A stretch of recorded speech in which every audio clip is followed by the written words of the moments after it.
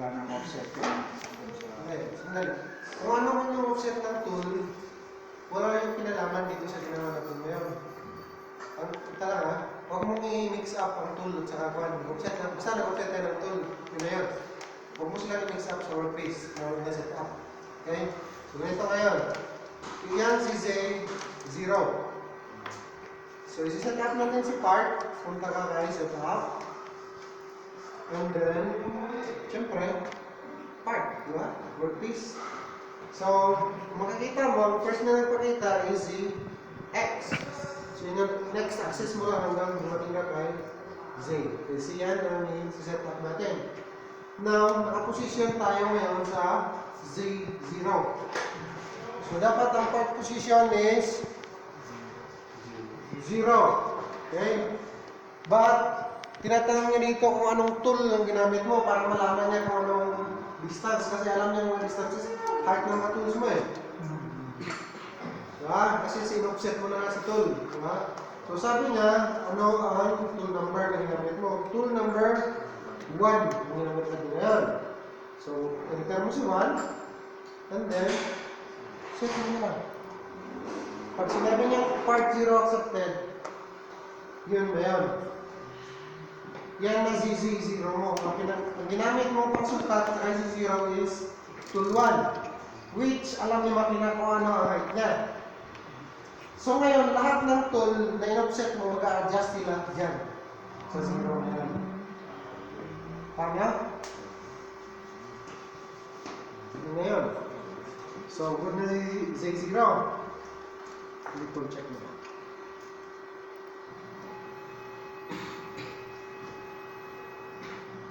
But then, kung hindi mo na kailangan mag-part, talaga sinabi ko kanina, ang gagawin mo lang is, kung paper touch method ang gagamitin mo sa pag Z0, paper touch mo, pag nakaposisyon na, punta ka pa rin dito, part position mo mag-iiba yan. Kung anong kapal ng ginamit mo pag touch, kasi kahit shim na makapal na problema. Kasi ilalagay mo dito sa part position. Tapos, si tool, kung anong tool din. Kasi, for example, tool tray, ginamit mo, ang height ni tool tray, at saka ang position, at saka yung ginamit mo na shim, for example, ang kapal niya, ibabawas niya yun para makuha ang 0. So, lahat na yun, nandun na. So, dapat nakaspecify yung lahat na. Okay? Kung paper touch method. But if facing 0, kaya actually, sa first operation pa lang natin, facing pa lang, marami ka nang magagawa doon, isa-isa ko lang sa inyo para hindi nyo mag-isa. First, facing, huwag mo nang iyak-iyak. Set up mo na kagad ang tool. Tapos kay tool, set up mo kagad si Z0. Tapos. So, gagawin mo next is set up mo na, offset mo si next tools, and then si XY na lang.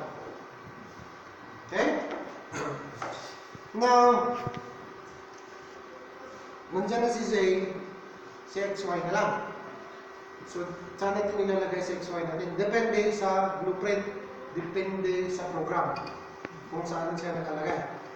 Pwede dito mo siya ilagay, pwede dito, pwede sa gitna, pwede din doon. But usually in our programs, nilalagay natin siya dito sa lower left corner, di ba? So, assume natin ngayon na ang program 0 natin is nasa lower left corner. Now, ituro natin kay makina na nandiyan si A0, Y0. Paano natin gagawin yan? Hanap tayo ng tool. Tanggalin mo muna. Pointed na tool.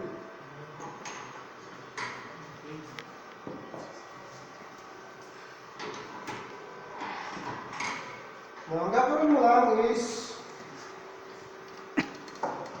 nahin mo si tool dito. Ituro mo siya sa not necessarily na mag-touch siya.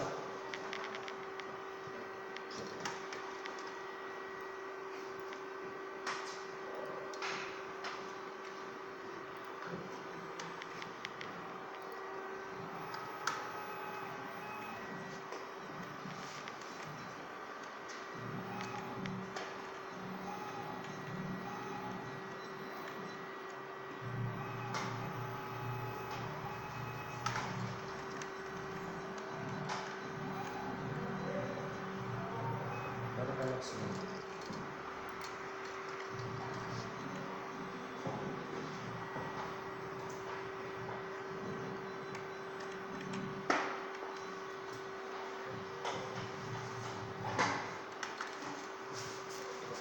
Dapat, pag nasa-cover siya, yung point niya. Kailangan dikit, sir. Yung pinaka-point ng tool, ay tutulong siya dun sa pinaka-cover. Kung doon naman, 0 na 10.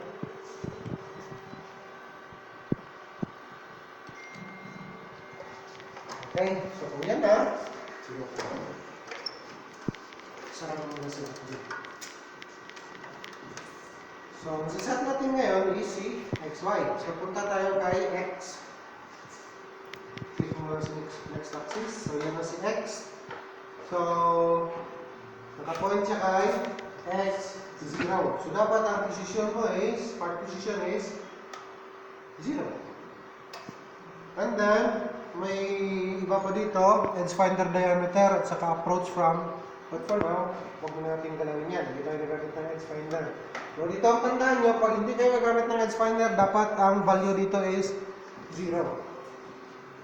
Okay? Kasi kung may value yun, magkaka-apekto yan sa position. Okay? So, part position is 0. X. Puntahan mo lang si set. Set mo lang. Okay, what share of subted ko na. Now, punta na tayo kay Y. Diba? Set na si X, so yan na si Y. Nililipat natin dito, hindi. Hindi na, diba? Kasi yan ang nag-0Y0 natin yan. So, meaning, dyan din si Y0. So, part position is still 0. Ano yung finder diameter, 0 din yan. Huwag natin galawin yan. So, yan na. Set. And then, sabi niya is part 0 accepted.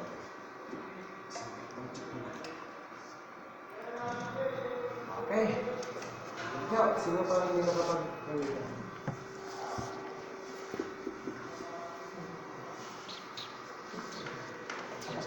Ay, ikaw. Sige. Ay, ito.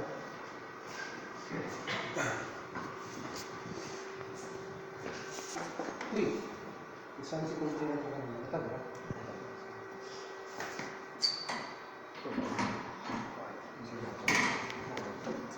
Now, ganito yan.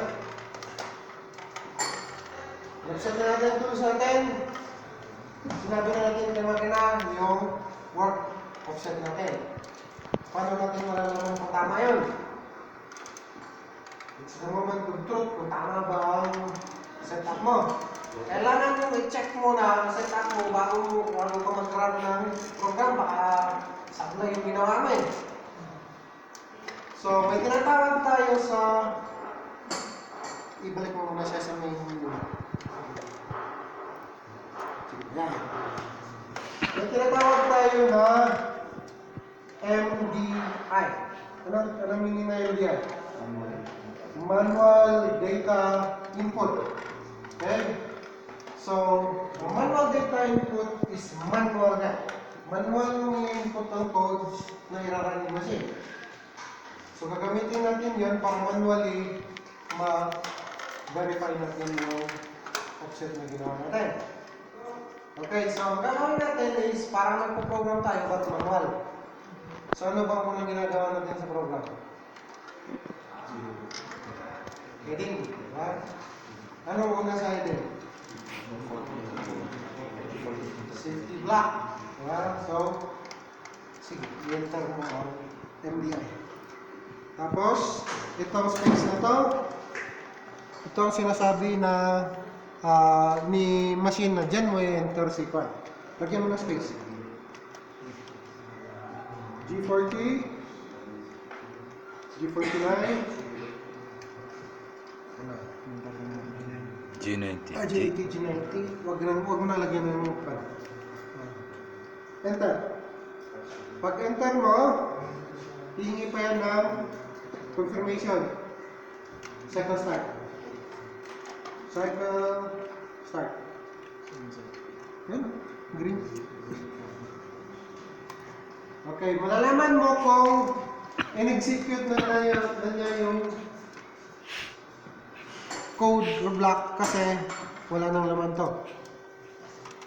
Okay? Next block is, anong tawag sa block na yun? Work setup. Yan. Tatawagin mo na doon ngayon ang setup na ginawa mo. Ngayon lang. Which is G54. Di ba? So, enter mo G54, G17, at saka G21, which is metric. Okay? So, pumasok na. Enter. Cycle start. Black by black kasi ito. Now, next. Ano ang next block? Tool call. Diba? So, tatawagin mo na si tool. Anong tool ang nakasalang? T3. Okay. M6, tool 3. Tawagin mo ang offset niya, which is G43, H3. 3. Simula ha. Basta tool chains, dalawang beses mo yun enter. Press cycle start. Sige. Cycle start. Sabi niya, insert tool. Press cycle start. Bine-verify niya lang. Kasi baka pumindot ka lang at saka mali pala yung tool. So sabi niya, insert yung tamang tool at saka mag-cycle start ka. Okay, so cycle start. Yun. Now, the next block is the moment of truth. Sa program natin, anong ginagawa natin? First na pa natin, yung drop X0, Y0, tool verification. Kaya verify natin ngayon kung tama ba ang pupuntahan ng tool. Kaya natin ginagawa yung ano yun. So, safety muna tayo. I-zero mo muna ang break.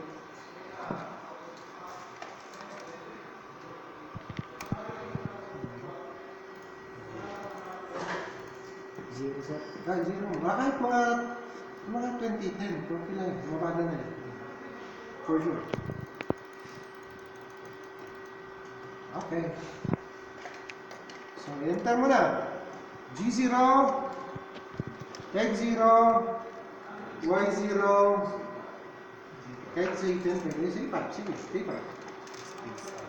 Enter. Ano pinasok mo? Divide mo. Okay. Now, pag hindi ka sigurado, pwede mo siyang feed hold. Feed hold mo siya. Dito kasi hindi ka sigurado. Kasi tinignan mo, parang mabangga. Paano mo malalaman yan? Tingnan mo ang distance to go mo. Pag bumababa na siya, tingnan mo yung Z. Baka nakalagay dyan 100 foot. Pero dyan, mga 20 na lang. Asumsum sigurado yan. So, kailangan mo tingnan lang itong distance to go mo. Okay? Ito. Pag bumababa na siya. So, okay naman. So, cycle start mo lang ulit. Tutuloy yan. Okay? Or pwede mong gamitin ang spacebar. Hold yan. Spacebar. Okay? Para mahirap maghanap minsan dito So, kung hindi ka sigurado, spacebar lang. Madali lang, di ba? Okay, go. Now, tuloy natin. Para makita natin ang katotohanan. Kung masyadong mabilis at saka talagang mabanga, yun. Emergency stop, di ba? So, tingnan mo. Anong distance dyan? Negative 25. 25. Distance to go. Totoo siya? Sige, tuloy mo. Cycle start. Bangga yan. Tutunog naman yan. Tutunog yan pagkan. Marami pa naman eh.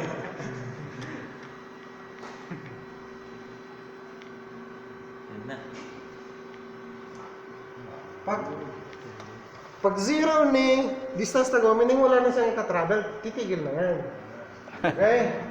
Hindi titigil na. So, tingnan mo kung tama. Ang totoo. Kung totoo siya. Nasa x0, y0 at saka distance niya is 5. Totoo? Totoo. Totoo. Paano ma-accept natin? Nice one. O, di ba? Ganun na. Set up. First, set up the tools, set up the workpiece, and you're done. Pwede na naman lang ng program. Double program yan. Sa ibang na tools mo. Yan ang workpiece. After every offsetting or setting, verify. Right? Verify always. So, pwede na lang practice.